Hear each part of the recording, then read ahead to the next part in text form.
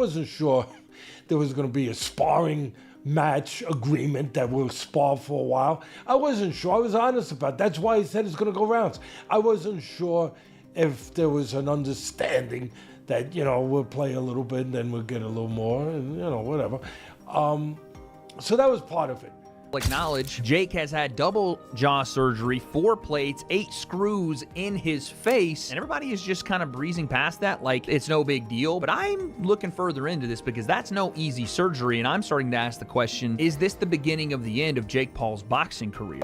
As his brother, I was just shocked. I'm in the hospital with the guy, and he's like, yo, can you make this TikTok? Can you film this for me? He's like laughing and having a good time. Does not have any agenda against Anthony Joshua, because it feels to me like that fight, I before the fight, I was refusing to accept the principle that this fight could be scripted.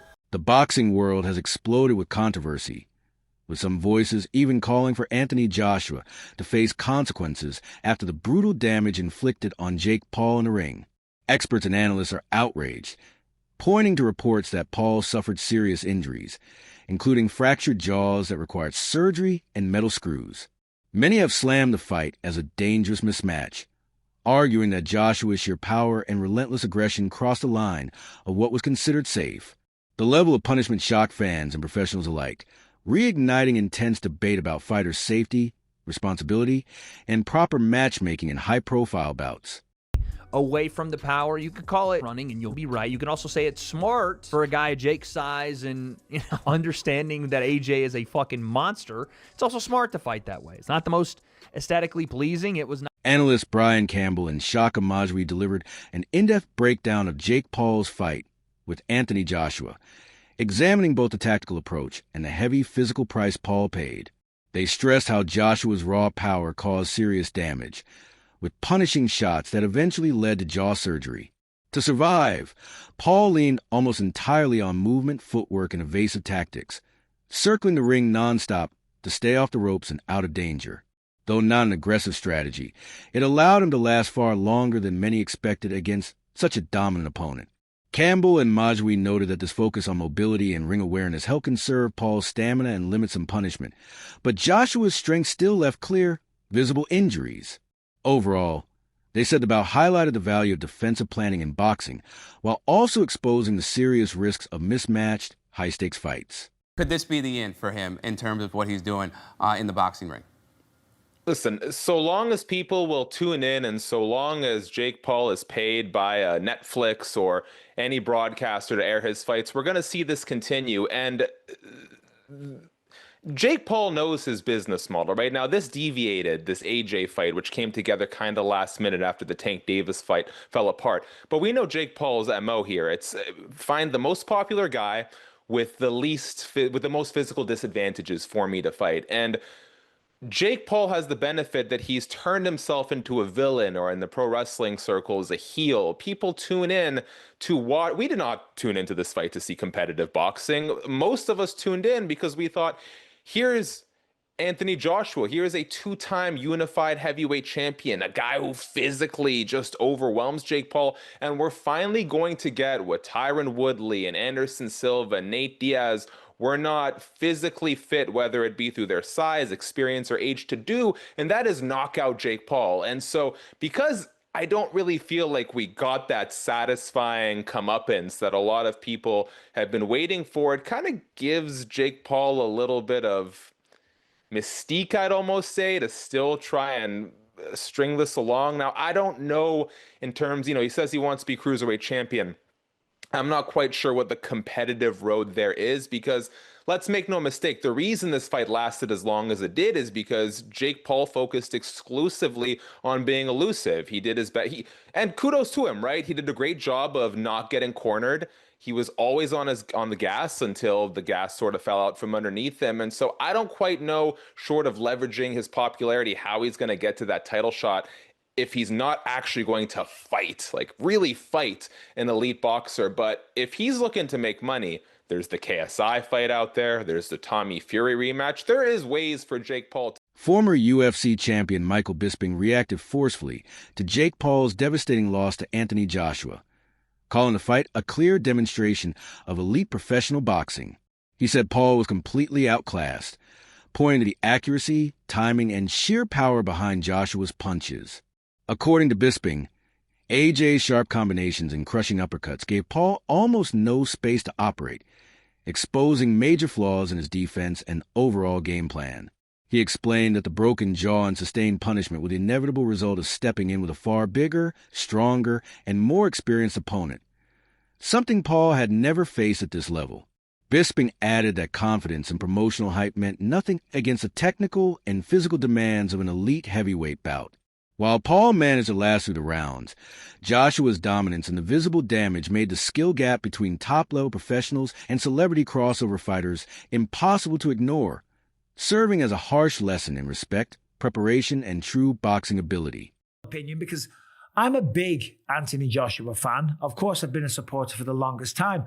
A rather lackluster, unmotivated Anthony Joshua that didn't look like he was being particularly nasty, right? A lot of the time he was out of range, and okay, it is hard to land a shot on someone that's backing up and moving away the whole time. And there was a lot of times where he had him in the corner and he could have thrown a shot. And sometimes he was telegraphing his shots. And anytime he did go in to throw a punch, as I said before, Jake Paul would shoot in and turn it into a wrestling match. And even when he wasn't shooting in, he was clinching a lot. This is boxing. It's not MMA, as we know. The referee should have done a much better job of getting in there and separating them much, much faster. As I say, it was the 6th round. I think it was the 4th round he got dropped twice. In the 5th round, he got through it. In the 6th round, caught him with the jab, then a glancing right hook. He goes down, and that was that. That was all she wrote, right?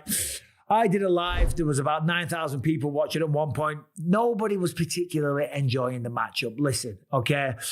I respect both men. I respect anyone really that steps into the ring, okay? And certainly going up against Anthony Joshua, that was a tall task, okay? You know, metaphorically and figuratively, right? It was a tall task. It was a big job. It was a tough opponent. It was a mismatch, and it was, right? Jake Paul never worried Anthony Joshua once. He never rung his bell. He never caused any damage. He never had him worried. He never did anything. It wasn't a fight. It was a display of how long can Jake Paul last? Can he run away long enough to... Following the blockbuster showdown between Jake Paul and Anthony Joshua, reports claim both fighters earned roughly $92 million each, making one of the most lucrative bouts in boxing history. Streamed worldwide on Netflix. However, Joshua's massive payday was heavily reduced by taxes. As a UK resident competing in the United States, he is liable for U.S. federal taxes, as well as UK international tax obligations, potentially cutting as much as $66 million from his earnings. That means his actual take-home amount is far lower than the headline figure. Jake Paul, on the other hand, benefits from being U.S.-based and avoids the added UK tax burden, allowing him to retain a much larger share of his purse despite losing the fight. This contrast underscores how taxation can dramatically reshape high-profile international fight earnings and serves as a reminder that reported purses often look very different for what fighters ultimately receive. Has to pay, as you see here, a whopping $43 million. $43 million of his $92 million purse.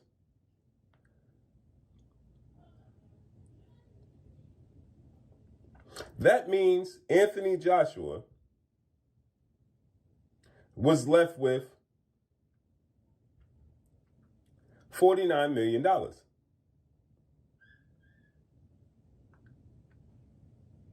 Right? Now, he also has to pay, I believe, 10% of that to his promoter, Matchroom CEO and promoter Eddie. Dominic Engel offered a blunt assessment of Jake Paul's fight with Anthony Joshua, explaining that Paul's game plan was built around avoidance rather than trading punches, which made it harder for Joshua to trap him in exchanges.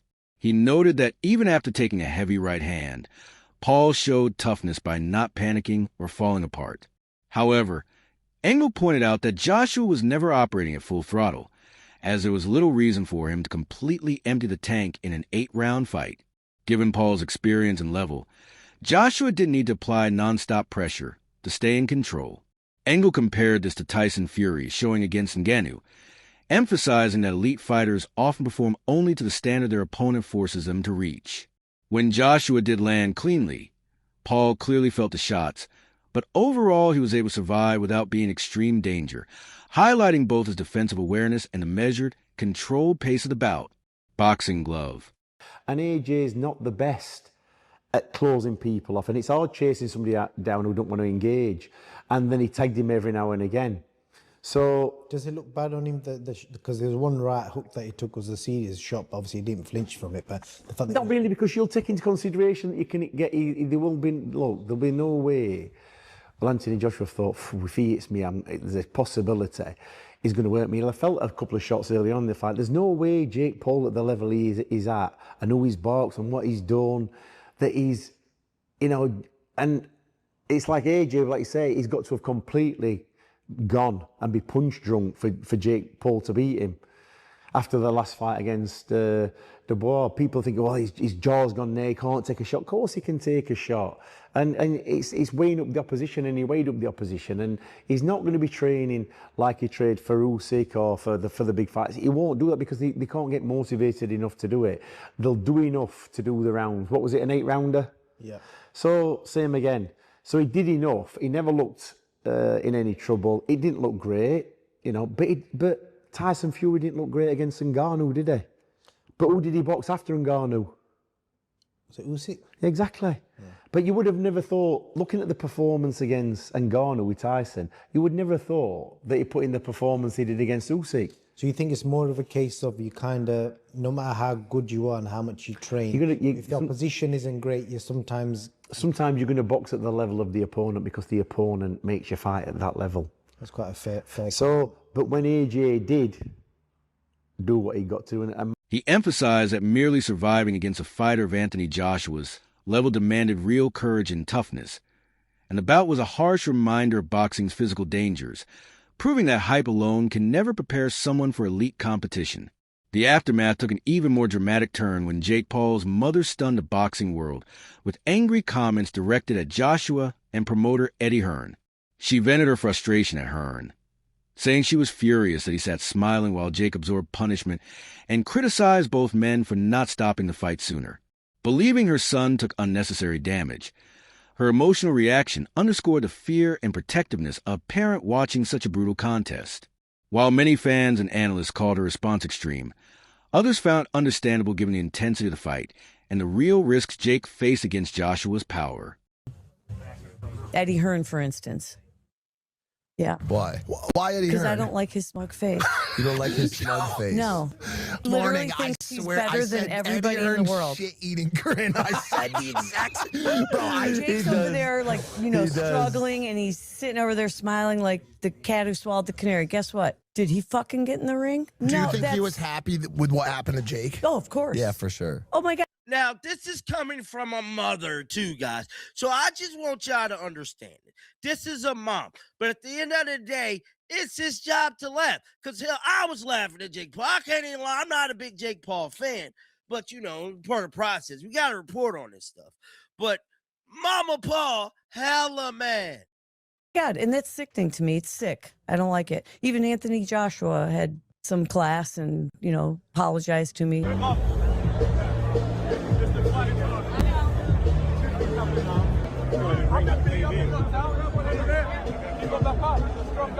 Did he really? Yeah. He worked his way through the crowd and came up to me and said, Mom, just know it's just boxing. That wraps up today's video.